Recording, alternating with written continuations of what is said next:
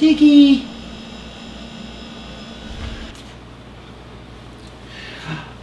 Hi!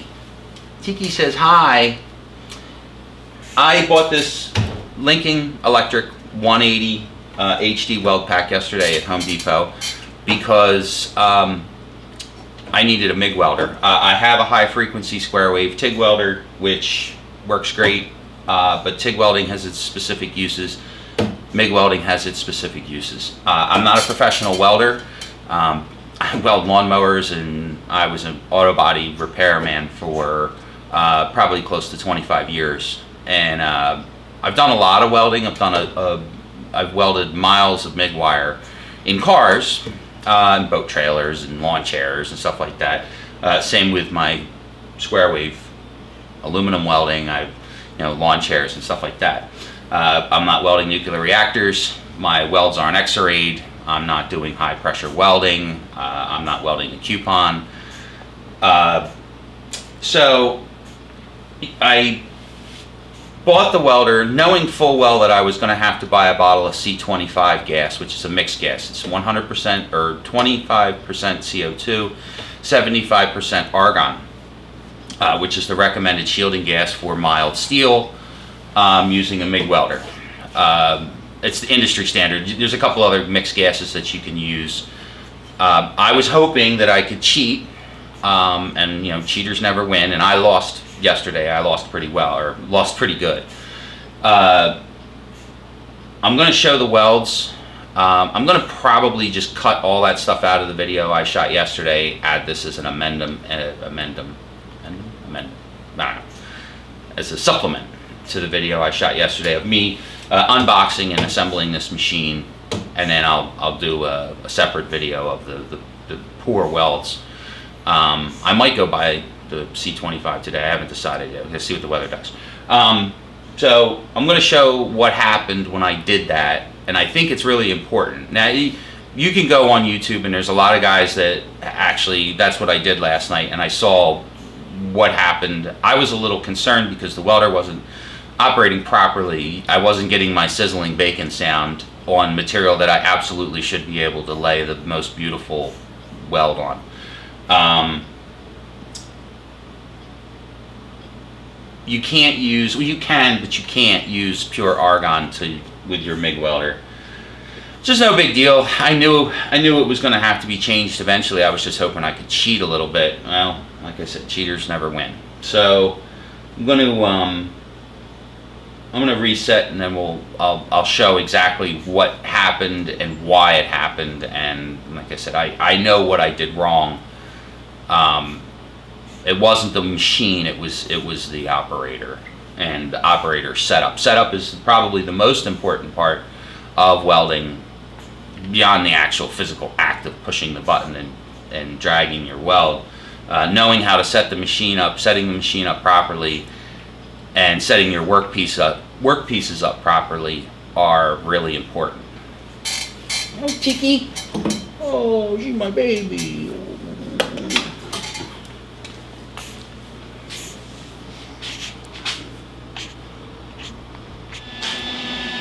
Well, I did a couple little test welds with this machine on some scrap I had left over from the trailer hitch project, and I'm not overly impressed. But now I was warned by my sales buddy or salesman Dan the Man at my gas supplier that I was going to get some penetration problems with using straight argon on steel with a MIG welder. And to be quite honest with you, he was correct. So what I'm getting is lack of penetration. It's this metal's not very thick. It's maybe really hot. Man, I just bought these gloves too. Son of a bitch. So I'm not getting really great penetration. I don't know if it's showing up on the video, but the weld's just kind of like laying on the top. I did expect some of that, not quite as much of it as I got. Poor Tiki, I should probably put her outside. Yes, no, I'm not properly dressed. I'm not wearing leathers. I'm not wearing big heavy gloves. It's officially 80 degrees in here. My air conditioner just can't keep up. It's 90 outside, so I guess that's not too bad considering what I'm doing in here right now. So the short answer is, or the short of this is, the welder works. I'm 99% sure that Dan is correct in that it's a gas issue. It's not a welder issue.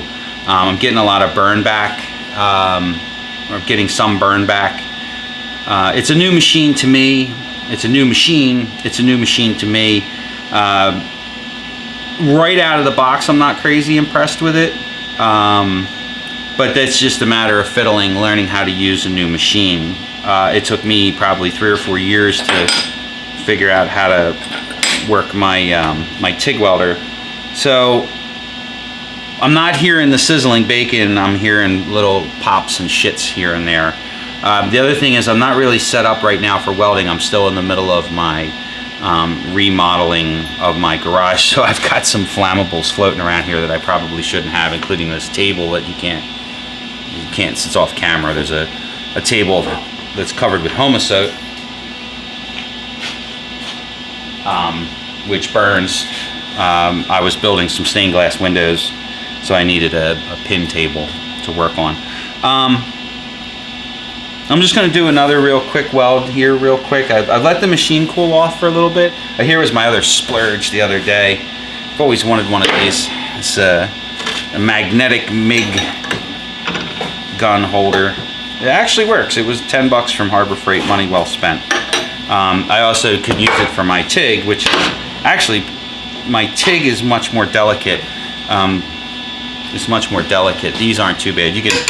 You can tap these if you get a bunch of shit in it or something, but if you do that with a TIG welder, you literally snap the cup off of it, and that's the end of your day.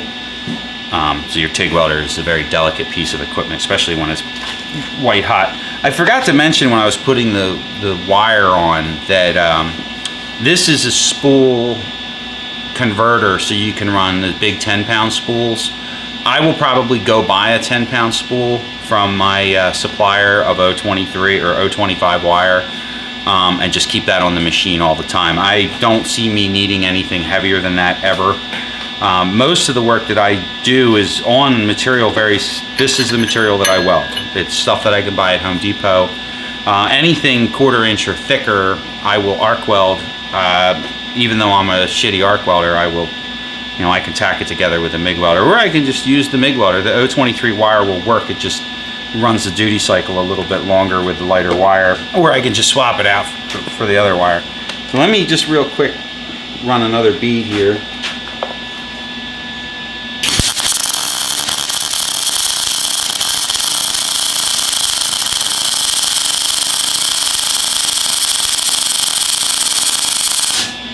It's just a little, you can see how it's, the weld is up higher. I've increased the heat and turned down my wire speed, and I'm still getting that build up.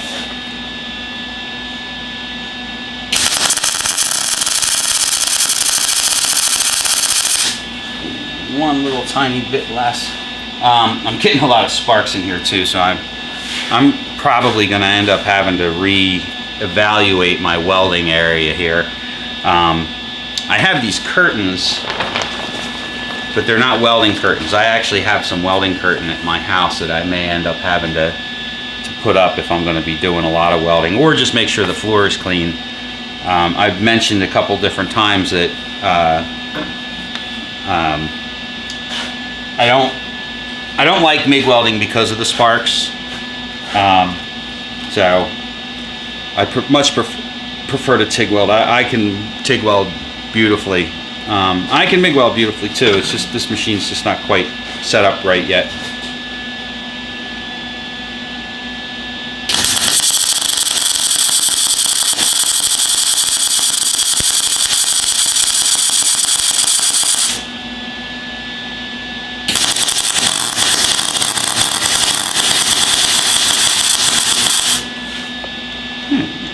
Yeah, that's definitely, that's a pull. The first ones were pushes.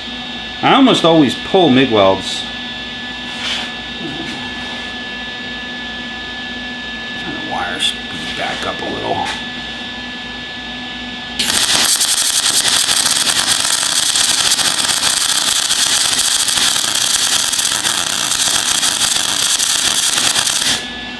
Yeah, I'm getting a lot of pigeon shit out of this. I'm gonna chalk it up to the gas. I'm not gonna stick it to the welder just yet. I've had this problem in the past using the wrong gas. I've had this problem in the past using the wrong type of gas. When I first got my MIG welder, or when I first got my TIG welder, I was trying to use C98 or A98. It was 98% pure argon, not 100% pure argon, and I couldn't keep a stable arc. I thought it was the machine. The guy I worked with thought it was the machine. The guy that gave me the bottle of gas thought it was the machine. And at the end of the day, it turned out that it was the gas.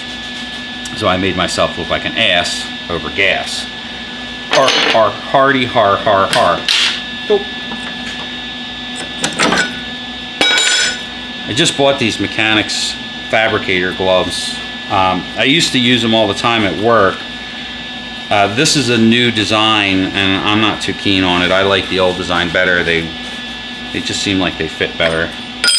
I love gloves. I've got all different kinds of gloves. I'm going to try a little tiny bit more. I'm going to set the heat back. Actually, you know what? There's a gauge on the inside of this. Maybe if I get to it.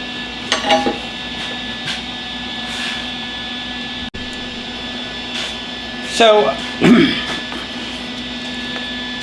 I was right. I was right. Dan was right. I'm an idiot.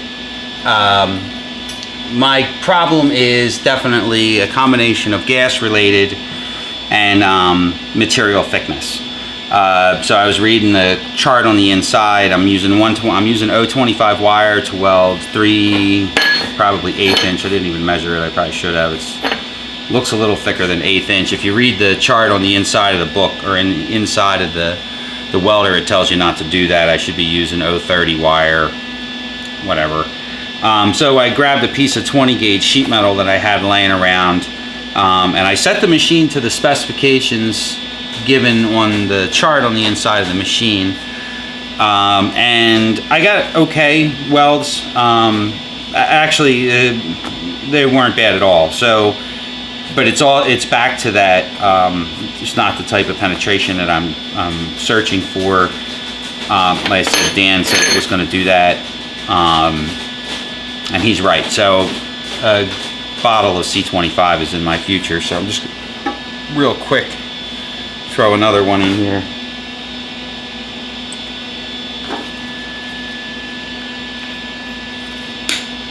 Normally I would just burn that off, but because I'm inside, I don't want a ton of sparks flying.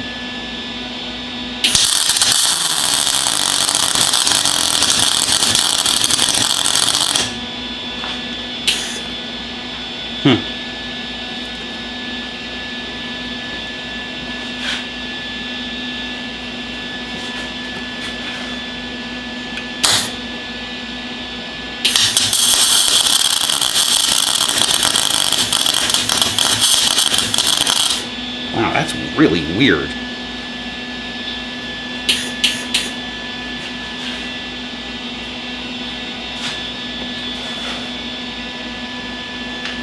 I might have a bad ground.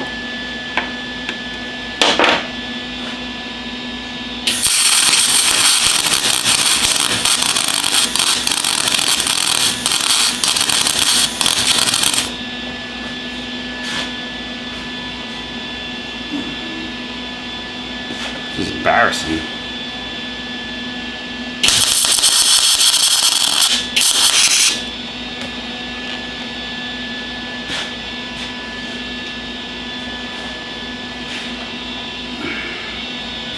Tiki, you gotta move.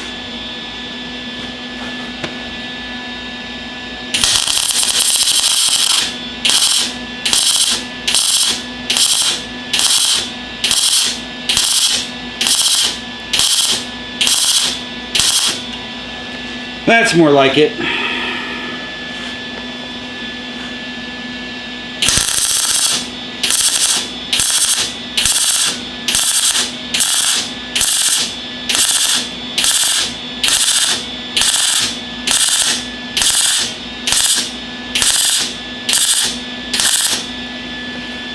Now, if I pulse it, it works great. So I'm going to blame the gas and my inexperience with this machine for the time being. But all in all, I'm actually happy with it, even though it didn't, turn out stack of dime welds on the first try. I don't expect it to. There's a learning curve with every machine. There's a learning curve with every machine, and like I said, I'm not running the right gas. Now, all in all, for right now, I'm going to say it's A-okay. But I will do a follow-up to that. Tiki says hi. Come here, Tiki. Oh. We don't want to burn the puppy. What's that? What's that? Who's that? Tiki, what's that? Oh.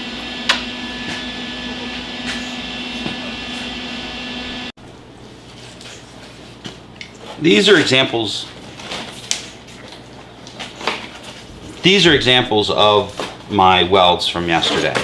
As you can see here, this is the sheet metal that I welded, and this is primarily what I have welded over the years, is sheet metal. The irony of my sheet welding and welding experiences in general is, for a long time, especially at the last shop that I worked at, the welder was very finicky. It was a nice welder when it was working properly, but we had a really poor maintenance regimen with that welder, so it was always kind of like a trick to make sure that you got a decent weld. This isn't a bad weld for auto body repair. Now, keep in mind, I am not a welder, but I do know what a decent weld looks like for what I was doing at the time, which was sheet metal work. This is 18 gauge, about 18 gauge sheet metal. This is what I would use as a patch panel for your car. If you came to me with a rusted out shit box, this is the metal that I would use, or aluminum tape, but that's another story. So you can see here that this one is actually probably this one and this one aren't bad. And these would be acceptable to me as an amateur. They have pretty decent penetration. Actually, it might be a little bit of over penetration, depending on what you're doing. But if I got this kind of penetration on a sheet metal job, I wouldn't be too upset. But this is real lightweight stuff. You can see here where there's a lot of carbon on the outside, this is all soot. That's from the argon. Now, this is what I started on, being that it was a new welder.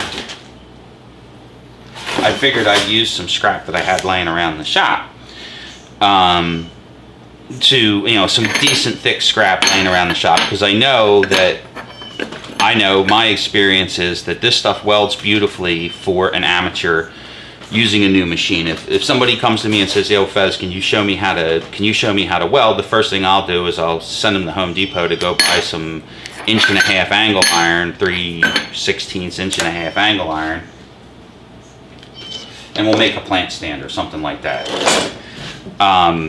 or just a whatever. We'll just make something with it because it works good. The plate works good too. It's 3/16 mild steel. There's nothing fancy about it. So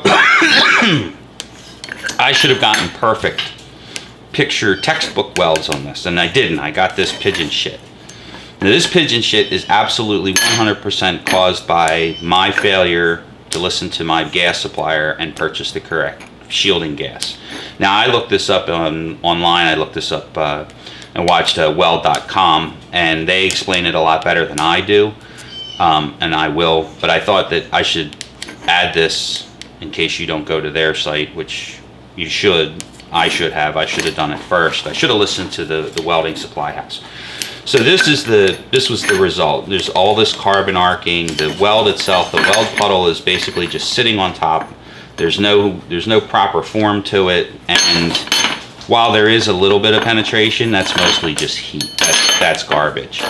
Now this is actually the very first one that I did, and you can see the profile of the weld itself is, it's just like sitting on top, and they just wasn't working. Now, this is my arc welds from the other day, which aren't great, but I'm a crappy arc welder, and that was my arc weld, using my TIG machine. I don't remember the amperages or anything like that, but that's just wanted to show, if anybody asks, or if you think you can get away with it, more power to you. But this is a classic example of trying to cut a corner to save a couple bucks isn't going to fly. Like I said, I knew I was going to have to buy it. I just wanted to get the machine set up. I wanted to shoot the video, the unboxing and the assembly, and shoot some video of it. And I kind of shot myself in the foot. So I'm going to get back to my cleaning my shop project and prepare to get a new bottle. Tiki.